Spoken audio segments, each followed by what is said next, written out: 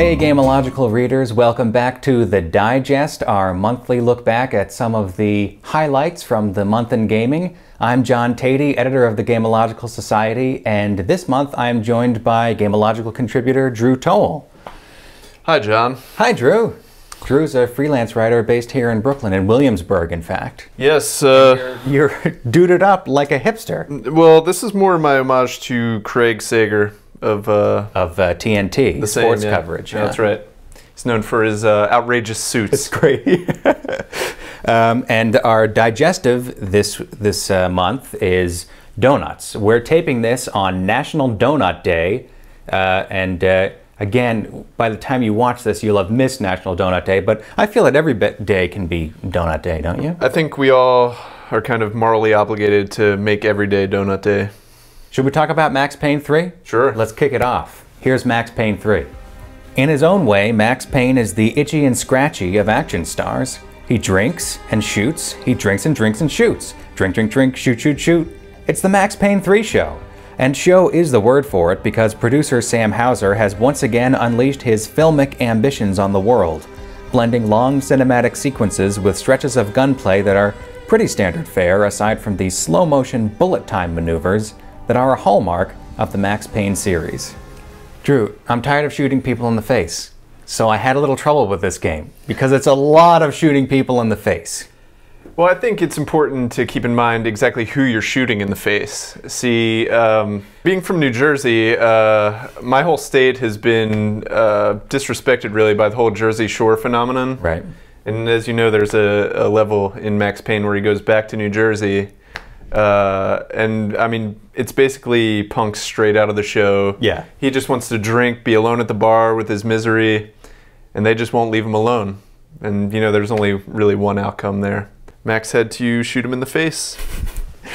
So I feel like the bullet time though is not enough to spice up these sequences. Didn't you feel like I felt like all the levels were repetitive and they were sort of interchangeable with one another except for the scenery, which I didn't find that interesting either. He shoots a lot of people. Yeah. But you'd think that mechanic would be really polished, I guess, but I felt like I couldn't get cover easily, and I mean it would be fine when I was jumping in slow motion with two Uzis to take people out, you know, but I mean just the regular shooting I felt like was kind of rough, you know. It was a little rough, I guess. You know, Rockstar is supposed to be one of the, you know, they're supposed to be in the vanguard. Maybe they're not the avant-garde, but I think they're supposed to be in the vanguard of developers. And yet, so much of this is just very straightforward. Okay, maybe the cover's a little hinky, but you know, I think it's standard. I think it's fine shooting. But I was surprised how homogeneous it is. Meanwhile, between the shooting, you've got these cinematic sequences, which I don't enjoy that much. I feel like they're not that well written. I feel like they're laden with cliches. I think that Rockstar thinks they can both make fun of sort of action movie cliches and engage in them at the same time. I don't think that they pull it off, but I know that you like the character of Max Payne, right? I did. I understand what you're saying about the story. I mean, you really can't have your donut and eat it too, but well, I'm going to try right now. Oh, I don't mind if I do. Yeah, enjoy. Thank you. One of us has to talk. Oh shit. Yeah. Okay, well, the story, everything you say is true, but I really connected with the character of Max Payne beyond, you know, just shooting a lot of people. He was funny. I don't know. He had like a lot of funny one-liners, you know, just very self-deprecating. Did you end up skipping any of the cutscenes? Because what's interesting to me, and I do have to compliment them for this, is that there's no loading screens, right? Mm-hmm. It's an interesting trick in this game, which is that the game loads while the cutscenes are playing. And one effect of that is that the cutscenes are very long, and I feel like they're repetitive. Like there's this one scene where Max's sort of Brazilian compadre Passos is in that New Jersey bar with him, and he's trying to get Max to come down and do the security detail with him. And they just go back and forth so many times. You know, he says, "Come on, man, come down and do this job with me." No. "Come on, do this job." "No, I don't want to. I'm not working anymore. I'm retired." "Okay, but you should do this job." And it's like, oh my God, can we get on with it? And then I realized the reason they're going on so long is they don't have a lot to say, but the game needs to sort of stretch it out because it's loading underneath. Well, there might be something to that, but let's not Oh, forget. I think there's something to it. Let's not forget when the Colonel Troutman, you know, Rambo didn't come help him when he first asked. You know, it took Colonel Troutman getting thrown in some Middle Eastern prison, I think, to bring Rambo out of retirement. So. I think you've just made my point for me, though, which is that, like, Rambo had better dialogue than Max Payne 3. I mean, I think you're being a little hard on Rambo. The first Rambo.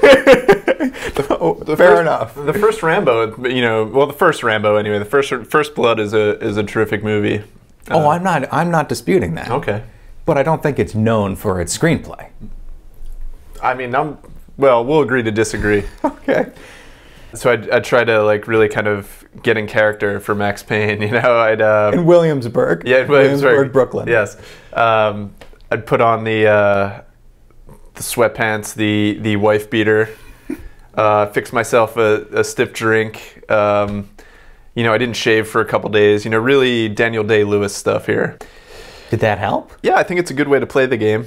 I don't know. Drinking's a big part of Max's life, and you know, and I think it did kind of free up my shooting hand in the game too. You know, I felt less pressure because some parts in the game, there's a lot of these guys coming at you at once, you know, and I panicked sometimes if I didn't have a couple drinks under my belt, you know, but.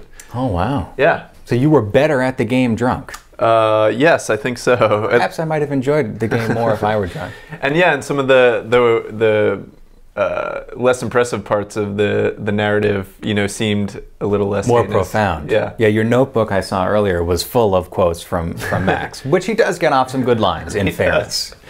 What does he call Brazil? He calls it Baghdad with G-string. Baghdad with a G-string. That's right. Okay, that's pretty good. But I still kind of hate this game. I know you do. I think I've had enough shooting for a while, and I want like, can I continue to do this job? Do you think if I hate shooting? I'm just tired of shooting. You know, like the old thing is you force a kid to smoke a pack of cigarettes if he, you know, catch him smoking. I feel like playing this game was smoking a pack of cigarettes for me, and now I don't want cigarettes anymore. Yeah, but what does that leave you though? Well, I know what I can play. I can play Diablo. There's no shooting in that. That's true. There is no shooting in Diablo. There's lots of smiting. Smiting, right. And we are going to talk about all of that tomorrow here on the Digest. Diablo 3. Come on back. Drew will be here. Drew, will you be back tomorrow? I'll be here. All right. So we'll see you tomorrow for Diablo 3. And until then, I'm John Teti. Thanks for watching. So long.